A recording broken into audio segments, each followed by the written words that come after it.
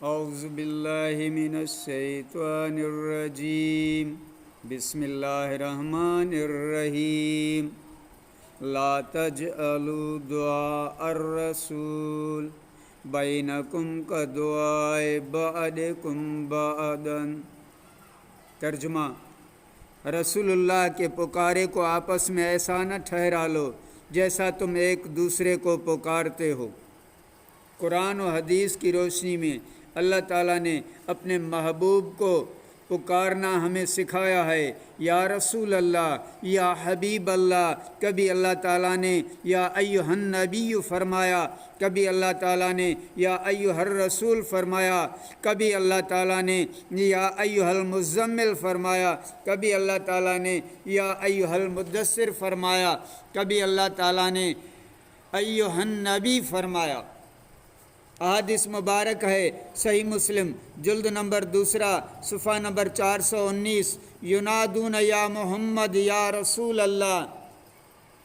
صحابی رسول سیدنا صدیق اکبر نے حضور نبی کریم صلی اللہ علیہ وآلہ وسلم کے وصال کے بعد فرمایا، 2 موتیں نہ آئیں گی، یعنی آپ نے موت کا ذائقہ چکھا، وہ ہو گیا، اس کے بعد حیات ہے، حیات کے بعد پھر موت نہیں آئے گی، جیسا کہ خود سرکار دو عالم صلی اللہ علیہ وآلہ وسلم نے ارشاد فرمایا، فنبی اللہ حی، اللہ کے نبی زندہ ہیں۔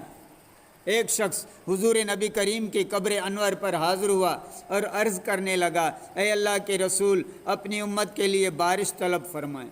تحقیق وہ ہلاک ہو گئے۔ اس کے بعد حضور نبی کریم صلی اللہ علیہ وآلہ وسلم نے اس شخص کو خواب میں زیارت نصیب فرمائی اور فرمایا کہ حضرت عمر کو میرا سلام کہنا اور خوشخبری دینا کہ بارش ہوگی۔ یا محمد، محمد میں کہتا رہا، نور کے موتیوں کی لڑی بن گئی، آیتوں سے ملاتا رہا آیتیں، پھر جو دیکھا تو نعت نبی بن گئی۔